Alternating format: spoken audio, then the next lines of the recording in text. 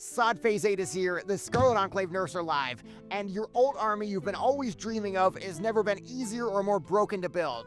But who wants that old slow grind when Phase 8 has supercharged leveling beyond belief? You want 60 fast, and you want options, right?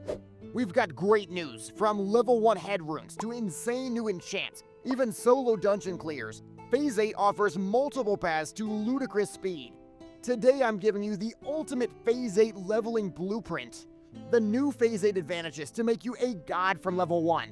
The most OP rune concepts, the fastest methods for every playstyle, incursions, questing, solo dungeoning, and we'll even cover the still undisputed king of speed, invasion boosting, even with the problems it has.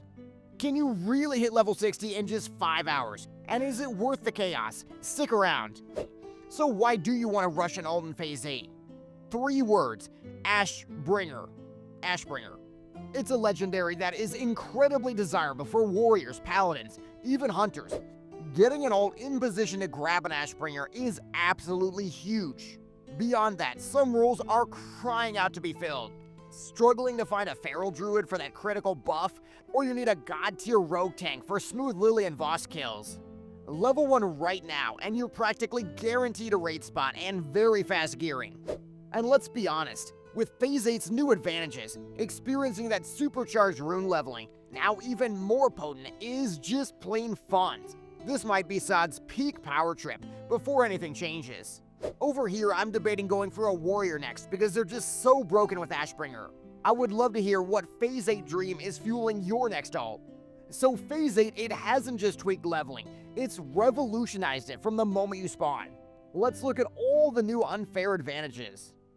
The biggest game changer, head runes from level 1. Previously, getting a helmet pre-level 20 was a nightmare.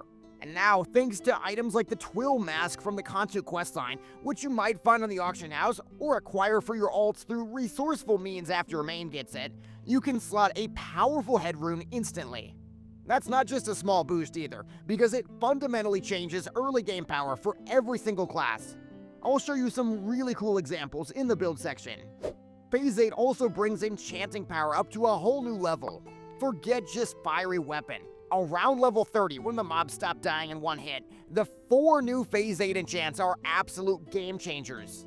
For melee, the Grand Crusader, the Grand Inquisitor, they're providing insane self-healing, 3 times more than the original Crusader. And for casters, the Grand Sorcerer, the Grand Arcanist, they practically mean you never have to drink again. Leveling just got a whole lot smoother and a whole lot faster. We've also got more bind on account gear power than ever before. As Rooney and Logan point out, getting exalted with the Waylaid Supply rep faction from the bind on account rings, or getting the bind on account necklace from Kansu. That acts as a second Hearthstone, massively speeding up travel and early power. Every little bit is going to speed up your sprint to 60. We also can't forget that class leveling builds have been supercharged by head runes. Do you remember those strong Phase 7 leveling builds? We'll slap a level 1 head rune on them and they'll go from strong to utterly broken. If you have a favorite god tier Phase 8 leveling combo, share it in the comments and help everybody out. Aaron's Avenger Shield Hammer of the Righteous Divine Storm build, it was already a monster for AoE. Add in the Fanaticism head rune from level 1 though for a ludicrous 18% additional crit, and it's unstoppable. Criticless Victory Rush and Sudden Death Warrior with Fiery Weapon, also a blast. But now you can add an Endless Rage for way more rage, or Taste for Blood for even more overpower spam right out of the gate. Mobs are just going to melt. And you might remember that insane melee Hunter Beastmaster spec with the hit and run, the melee specialist. Already top tier. But add in the cat-like reflexes head rune for even more avoidance, and your pet's basically tanking everything, you're barely getting scratched, mobs are dying in seconds, it's godlike. The theme here is simple, your favorite OP leveling runes, now supercharged from level 1 with the new Twill Mask. It changes everything. Alright, so you're geared, you're runed up, you're buffed. Where do you actually go in Phase 8? You've got choices, from mind-numbing speed to profitable journeys. Let's get it out of the way first. Scourge invasion boosting is still the undisputed fastest way to level. We're talking 1 to 60 in as little as 5 or 6 hours, as Prem confirmed. It is 5 times faster than any other method. But Daniel isn't wrong when he says everybody's getting boosted, because it does have some big drawbacks too. Griefing is very rampant.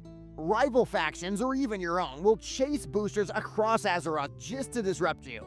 And the cost too. If you're not self-boosting with 2 accounts like some people are, expect to pay up to 3,000 gold for a 5-hour ride. Ouch. Do you guys think that invasion boosting is a necessary evil for alts, or is it killing the spirit of leveling? Let me know your Phase 8 experience. If you don't want to deal with invasion drama or the costs, incursion mob grinding is still phenomenal XP, especially for certain classes. As Doug says, grinding incursion mobs until they're almost gray is the way to go. The Phase 8 strategy would be to quest until 25. Then you head to the Duskwood incursion. You grind the dragon mobs. You do the quest dailies as well. You do a little bit more questing or some Scarlet Monastery until you're around level 40. Then it's off to Ashenvale. The dragons, the satyrs are great to kill. Finally, around level 50, you're going to hit up Hinterlands. You're going to kill the turtles or the dragons. The upside is that you can hit level 60 in under 25 hours played if you're efficient. If you think questing is dead though, think again. Stompy just hit level 60 on his warlock in just 34 hours purely questing, and he banked over 800 gold from disenchanting and gathering too. Meanwhile, Catalyst hit level 40 in just 12 hours on a backstab rogue. The Phase 8 questing meta is to grab Questy, accept every quest in a zone, and just slaughter everything in your path. With your overpowered runes, your XP buff, it's fast, it's profitable, and it's way more engaging than just grinding mobs, at least for some. But here is a truly new Phase 8 phenomenon, soloing dungeons for massive XP. Classes like the Paladins, Shamans, Rogues, even Warriors, they're clearing entire dungeons solo. And Doug, after grabbing his world buff, soloed Deadmines and his Rogue for nearly 3 levels in just 45 minutes. And Original Phrase and Freak report that Shamans can literally solo everything up to Zul'Farrak. Maraudon, though, might be a little bit of a stretch. So which dungeons do you think are the best and the worst to solo in Phase 8? Would love to try it myself. So you've hit level 60 at lightning speed. The question is, now what? The good news is that Phase 8 makes gearing up surprisingly quick. You're going to want to go on the auction house and look for those Scarlet Disguise pieces. Those count as sanctified, so you'll be able to head to Naxxramas really fast after doing a few Scourge invasions. And of course, also hit up the Nightmare Dragons as soon as you can, and farm those Tarnished Undermine Reals for key upgrades from Pix and Booty Bay. I'd also prio getting a tune for Molten Core and Blackwing Lair as soon as you can, and be ready to be getting big upgrades in less than an hour. So there you have it, your Phase 8 blueprint to an alt leveling experience that's more broken, more flexible, and faster than ever before.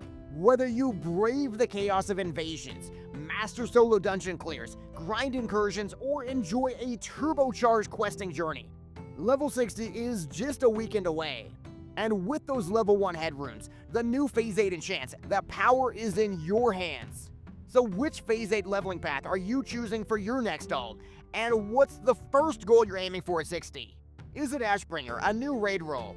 Let me know your grand plans in the comments. If this guide lit your leveling fire, please slam that like button, subscribe for more Sod Phase 8 insanity, and hit that notification bell. You won't want to miss what's next.